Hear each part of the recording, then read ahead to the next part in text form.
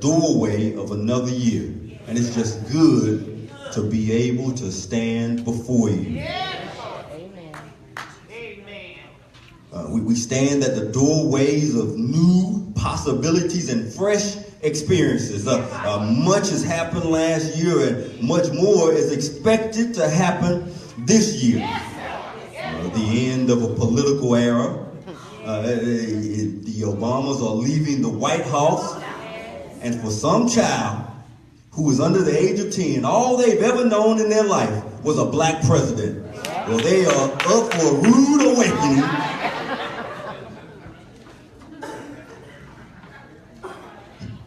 We have seen the fall of governments and the death of icons, the constant rise of the social media network, wars, and even rumors of wars just keep coming across the news station. The global threat of terrorism, and even we have been able to even stop some terrorist attempts. There's been a slow rise in the real estate market. Things are seeming to turn around. There's a shakeup in the European Union, the Brexit vote. Unemployment numbers are at a low right now. And yes, a new president-elect will be taking office. One who basically made it into the office through white rage. I wish somebody was hearing me this evening. Yes, we made it through this Trump campaign with all of its crazy promises and this notion of taking the country back from who exactly, I don't know, but this whole notion of taking the U.S. back. Well, it's been an interesting year, to say the least, for many of us. Like life is an interesting thing.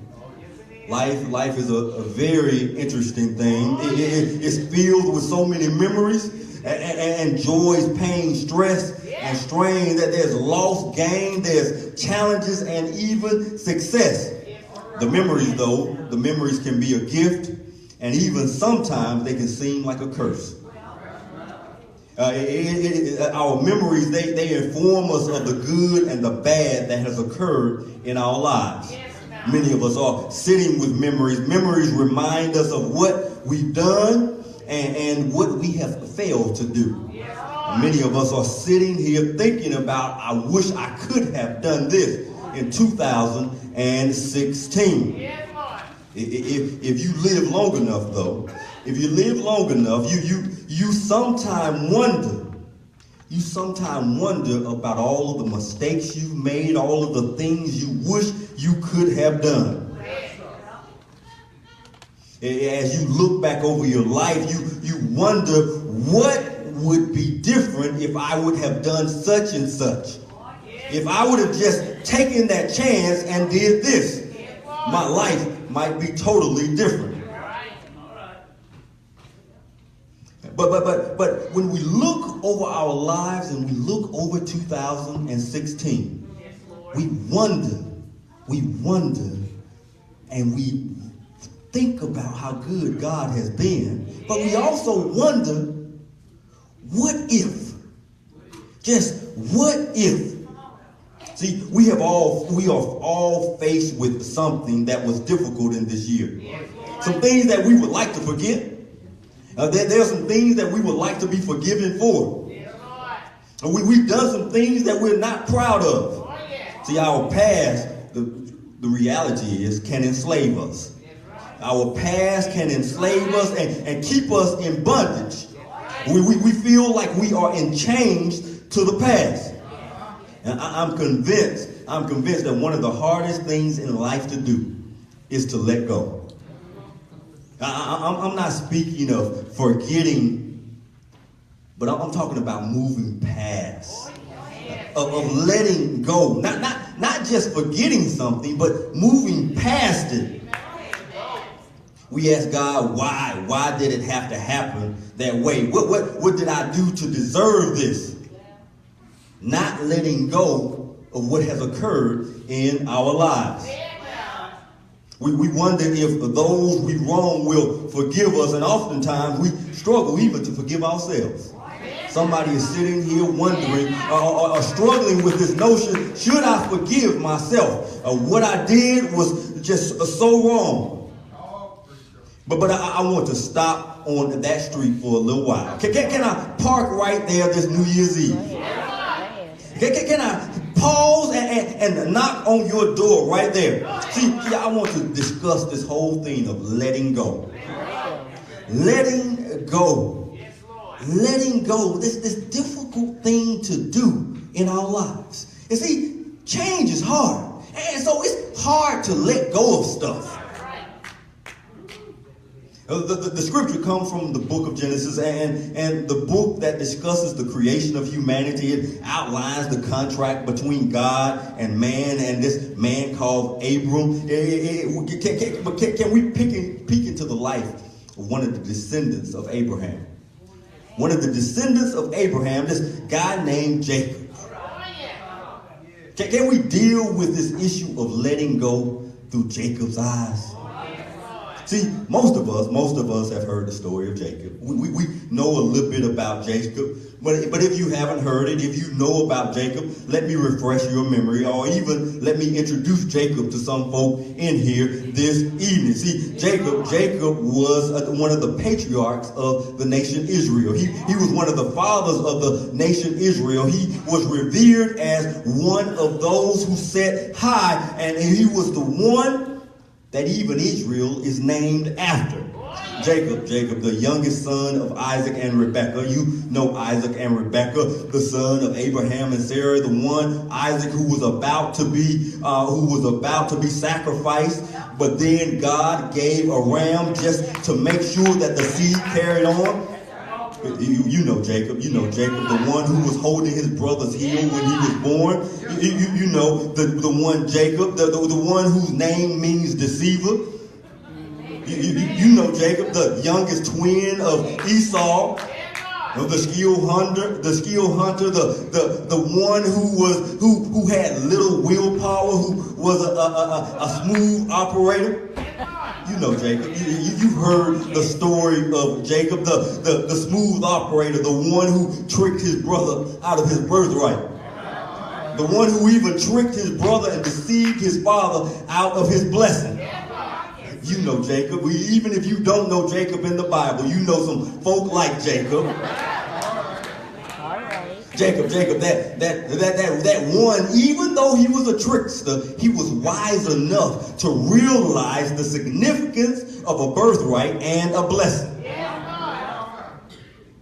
We know Jacob, you know the one who had that dream where he laid on a pillow or that was a rock and he saw the stairway to heaven. You know Jacob.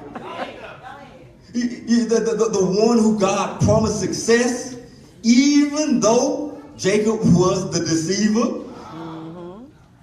You know Jacob, the son-in-law of Laban, who was a slickster even himself.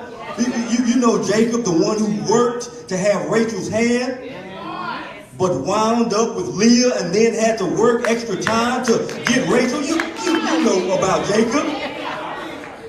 Tell the story. The husband of Leah and Rachel, the father of Joseph, the second in command in Egypt. You know Jacob, who saved his. You know Joseph, the one who saved his family by providing them refuge. Well, that was Jacob's son. God told Jacob to return to Canaan, to his family home.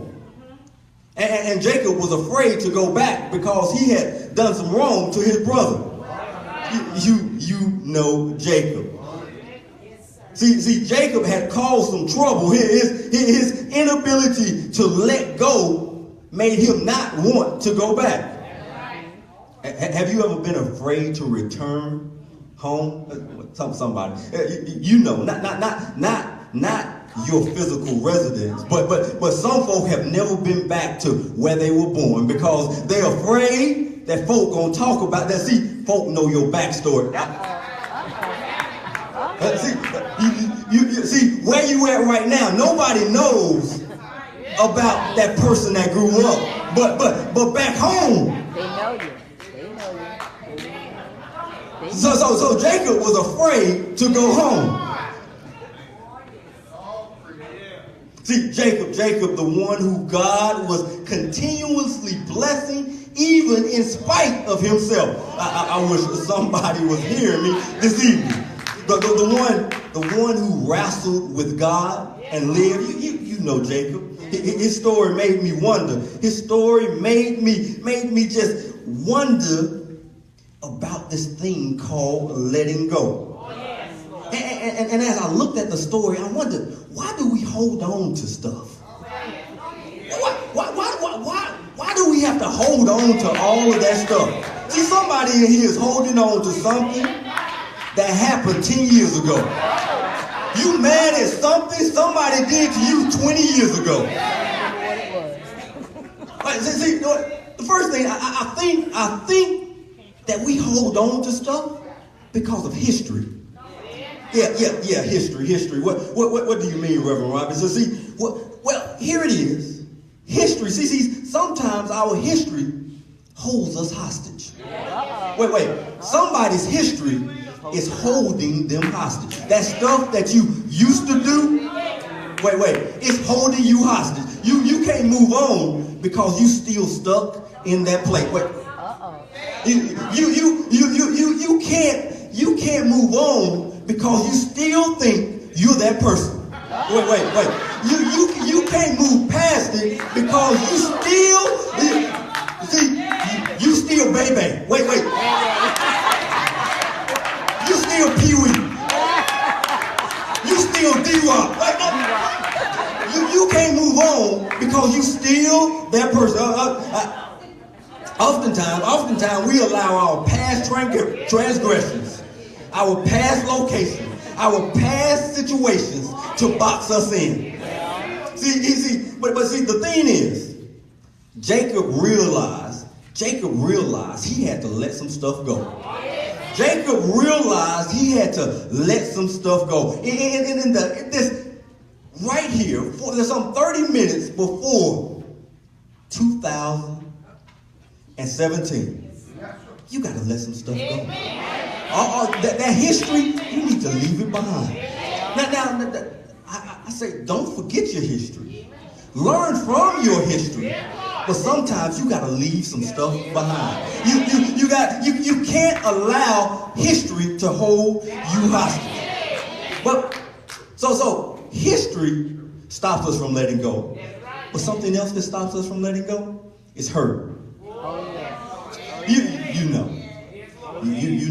know. Sometimes hurt, it hinders us. See, Jacob knew he inflicted pain on his brother. He inflicted pain on his brother. He inflicted pain on others. He knew he hurt some people. But don't you know when you hurt people, it's a self-inflicted wound? Wait, somebody just missed that. See, the thing is, oftentimes, we can't let go because we've been hurt so bad, we can't forget. Wait. See, I don't know if you ever had surgery or something happened, but oftentimes when you have surgery, even a year later, you can feel some of the pain. Wait. So I like to work out. So every time I get on my knees from my accident, I can feel the pain of my accident. And so wait. So here it is. Because of my hurt, because I fell off, because I had an accident on my scooter, I didn't want to get on my scooter anymore. Wait. So when I was 6 years old, I nearly drowned. So now I'm hydrophobic. Wait. So I'm 46 years old. Wait. I'm still afraid of water. Wait. My hurt it will not allow me to move past. Wait. Y'all messing with me. Wait, maybe I need to bring it home. See, that dude hurt you. And because that dude hurt you, you can't give, wait. You can't love nobody. Wait.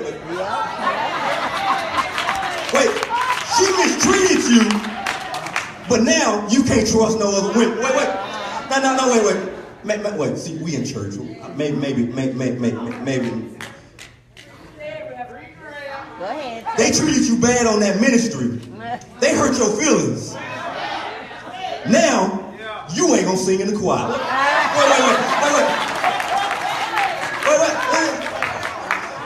They didn't recognize you at the meeting, so you ain't coming to church. Wait. You hurt. So hurt stops us from letting go. History stops us from letting go. But also, the threat of harm stops us from letting go. Here it is. The possibility of harm stops us from letting go. Jacob was afraid. Jacob was afraid of what might happen. Wait. See, Esau didn't send a message saying, if you come back, I'm going to cut you. Wait. Y'all never got one of them messages. You better not show up in my house.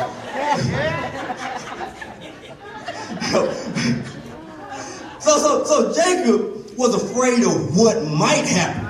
So wait, I just said I had some issues about getting on my little scooter. My Liberty scooter, I was afraid to get on my scooter. So you want to know why? Because I was afraid of what might happen. Wait, I thought I might fall again. Wait, so I don't get in the water because I'm afraid that something bad might happen again. Wait. You don't get in that relationship because you're afraid that something bad might happen again. You don't join that ministry because you're afraid that something bad might happen again. Wait. Y'all not hearing me this evening. So oftentimes we live in this what if. What if I do that? See, Jacob assumed that Esau was going to still be mad. He was unable to let go, so he assumed that Esau wasn't going to let go. Too often we allow our fears to hold us up. We allow our fears to hold us up, hold us back, and hold us in. So here it is. Your history can stop you from letting go. Your hurt can stop you from letting go. And the possibility of harm can stop you from letting go. I know it's New Year's Eve and you didn't come to get a sad story. You need some solutions, right? You need some solutions, man. Well, can we talk about this whole notion, this wrestling match that Jacob encountered on his journey into his promise. See, Jacob had to return to Canaan to take advantage of his promise. And one of the things I love about this story is when I was a child, when I was little, I loved some wrestling. I love wrestling #1. And wrestling, see, y'all know, Dusty Rhodes, the Junkyard Dog, y'all don't know nothing about that. Y'all don't know. And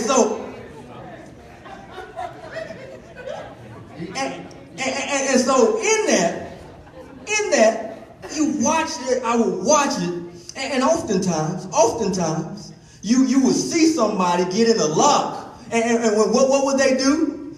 They would tap out. Wait. Yep.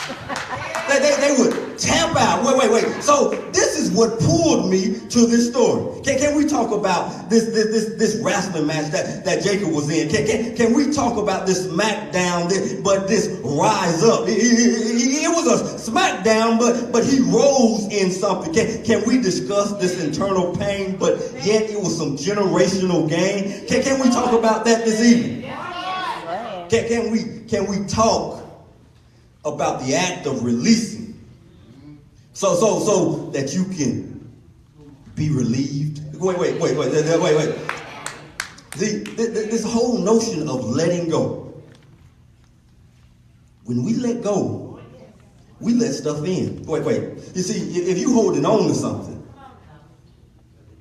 you can't let nothing in. And so letting go requires us to do a few things. Can I give you that? And I'm gonna get out your way because I know some of y'all gotta hit up the club tonight. I don't wanna mess your flow up.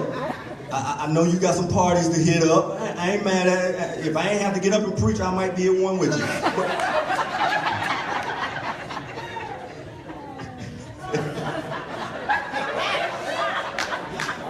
See, I got my red coat on. I'm ready. I tried to talk him into canceling church, but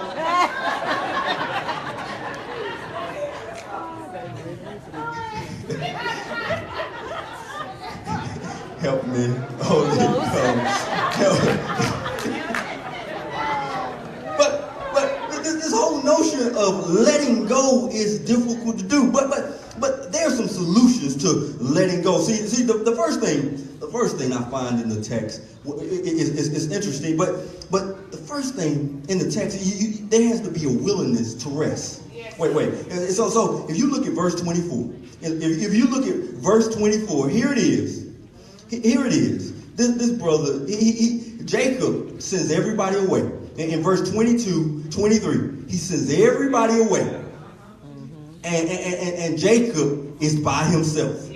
He's resting. Wait, he sends everybody away and he's by himself. He sends everybody away and he sits still. He sends everybody away to be with himself. And in the stillness,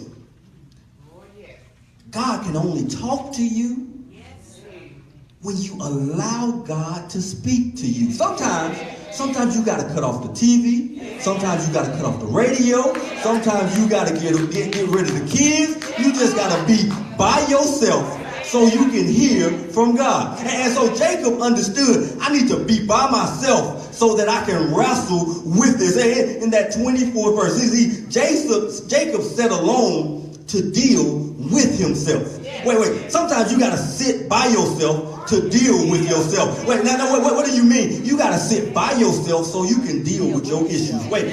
Jacob had to sit by himself so he could deal with his issues, so that he could deal with his issues. See, I'm reminded of Zechariah 2:13. Be still before the Lord, all mankind, because he has roused himself his holy dwelling. Sometimes we need to sit with ourselves to understand our part in our mess. Wait.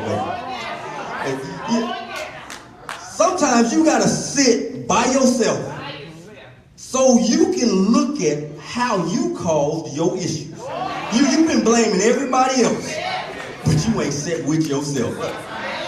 You ain't set with yourself. See, sometimes you got to sit by yourself to understand your part in the mess. God comes to us in those quiet moments.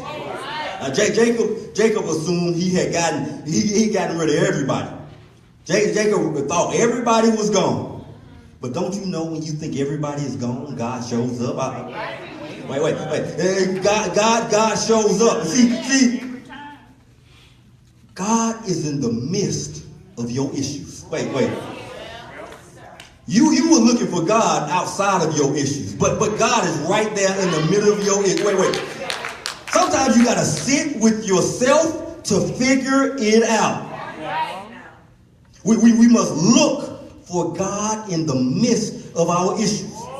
See, Jacob asked the hard questions. We got to ask the hard questions. As we move into 2017, we got to ask the hard question. Why was I always broke? Wait. What? Did I spend more than I made? Why do I hate my job?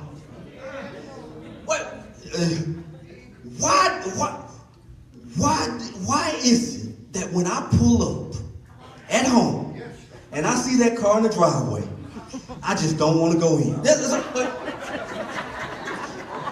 You got to ask yourself some hard questions. You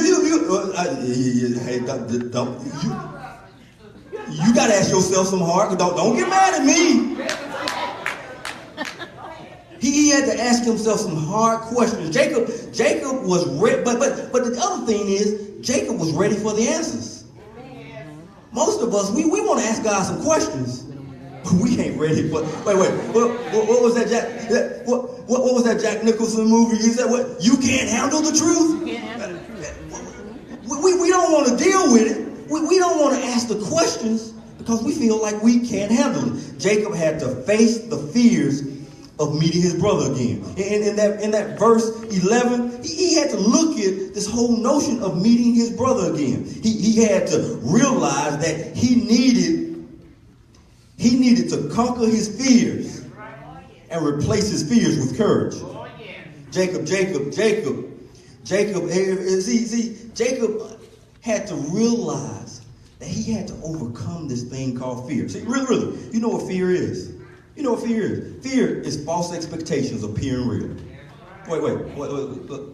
False expectations appear. Somebody needs to write that down and put it on your mirror. False expectations appear real. What do you mean? False expectations appear real. You don't know what's going to happen. And so you're just assuming something bad is going to happen. And so because you're assuming something bad is going to happen, you have made it real in your life. And so here it is. So wait. So Jacob, he had to rest. He had to sit with himself. But the other thing is, Jacob, there had to be a willingness to release the past. He had to let go of the guilt, let go, unhand the hurt, push away the pain, interrogate the issues, deal with the disappointment, confront the confrontation. He had to let go of some stuff. He had to release the past. He had to let go of the past. And when you let go of the past, in that 26th verse, then something happens. You have to release the past. Then God, or the representative of God, said, "Let me go, for the day is breaking." Wait. Somebody has heard this preacher say, "Wait, you got to hold on to God." Jacob has said he held on to God. And so you got, Reverend Robinson, why are you saying let go of God? Why? Can I break it down for you? I'm almost finished. I'm almost done. See, here it is. Sometimes you have to let go. See, Jacob placed his life on the line by holding on to the person he was wrestling, to the image of God, and to see the face of God meant certain death. And so the adversary demands release. God is demanding that we let go of our stuff. Wait. So basically, the angel or God is saying, you got to let go. You got to let go of that stuff. I know you're thinking. I know you're thinking. You got to hold on to God. But the scripture is saying, let go of your problems. Let go of whatever you're wrestling with. Let go, and let God. God is there to help Jacob move through his problems. And oftentimes, we're holding on to our problems so much, we're holding on to that metaphorical God that we're not letting God go ahead of us to work stuff out. So when Jacob was holding on, he was stopping God from going to Esau to work it out. See, to hold on to stuff causes us it causes a partial death inside of us. It causes a death in our spirit. God doesn't want us to hold on to negative energy. God doesn't want us to hold on to all that stuff. God is saying to Jacob, let it go and let me handle it. Let it go and let me handle it. Jacob was holding on to all of that stuff of the past, but God was saying, just let me go and let me do my thing. Let me go and let me do my thing. See, God was trying to get to Esau so God could work it out so there wouldn't be any problem. Somebody is holding on, but God is saying, just let it go. Let me go ahead and do what I am going to do. I'm going to work it out. I'm going to make sure things work in your favor. See, Jacob had to move beyond the guilt of his past. He had to move beyond the guilt of his past, forgetting what is behind and striving for what is ahead. Jacob had to forget all of that stuff that had held him back. His guilt was holding him back. His guilt was holding him back from his promise. And him holding on, he was not allowing God to do what God needed to do. His guilt had paralyzed him. And so here it is, the adversary, God says, let me go. Let me go. Well, here it is. Jacob listens to the adversary and he hears what it said. But so the next thing you have to realize, there has to be a willingness to learn from life situations. Learn from life situations. You got to seek a blessing. I love what Jacob does. In the midst of God telling him to let go, Jacob seeks a blessing. Wait. Jacob seeks a blessing in the midst of all. Wait. Somebody just missed that. In the midst of your struggles. In the midst of being put in the headlock. Wait. In the midst of the banks got you in the figure eight. In the midst of all that stuff, Jacob seeks a blessing. Jacob seeks a blessing in the midst of whatever you might be going through. You got to learn how to seek a blessing. You got to understand that God can work even in the midst of all of that stuff. Lord, you brought me to it, so I know you will bring me through. We need to learn to ask for God's favor. We need to understand that God is doing something even in the midst of all of our struggles. But the last thing, you got to be willing to walk through the struggle into your promise. I like the way the story ends. In that 31st verse, God was with Jacob through this entire journey. God showed him the promise and led him back to his father's house. But the thing is, I stopped by to remind you, the thing is, whenever you wrestle with God, whenever you sit with yourself, whenever you rest and you are quiet, whenever you learn from your experience, don't you know you're going to walk away with a different name and a different attitude? You're going to walk away with a different name and a different attitude. The other thing, you're going to walk away with a limp. You're going to walk a little bit different. You're not going to walk the same. Things are going to be forever different when you are sent with God. When you let go, everything is going to change in your life. I stopped by to remind you that in 2017, if you just learn to let go, don't you know that God will change your name? God will change your attitude. God will change your walk.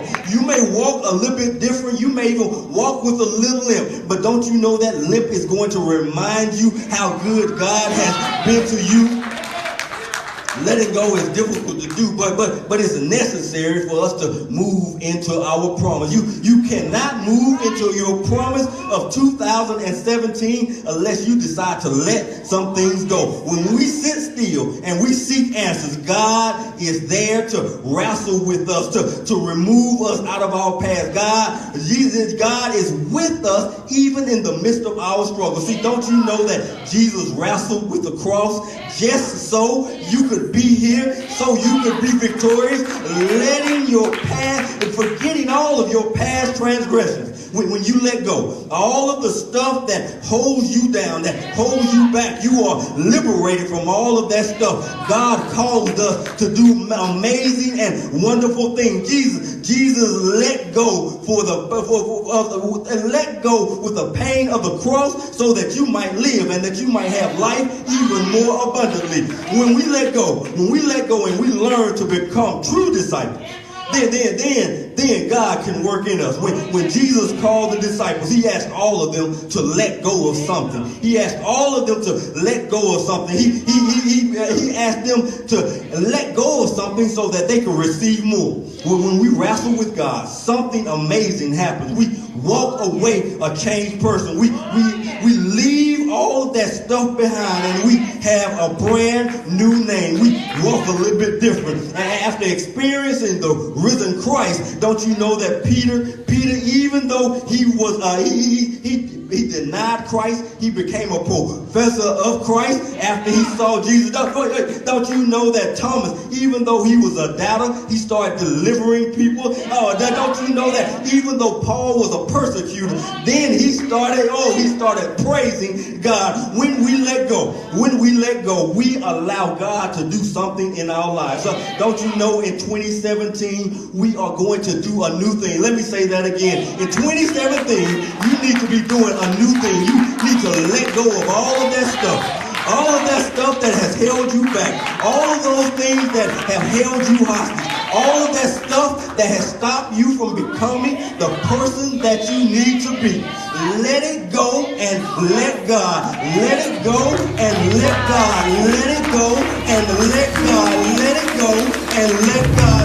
When you allow God to take control, when you allow God to leave your side. See, the beautiful thing is, God doesn't leave your side. God just goes ahead of you and clears the way. That's what I love about the story, because if the angel leaves, but then he goes to his brother. He goes to his brother, and his brother is not mad at him. His brother runs up and hugs him. Boy, don't you know that God is trying to do that in your life? When God makes a promise, God always delivers. When God makes a promise, God always delivers. When God makes a promise, God always delivers. And if God has promised you something, God is going to deliver. And God just needs you to let go. God needs you to let go. Just let it go. Leave it behind. Leave it behind. It's going to be all right. Just let go and let God. And let the church stand to their feet.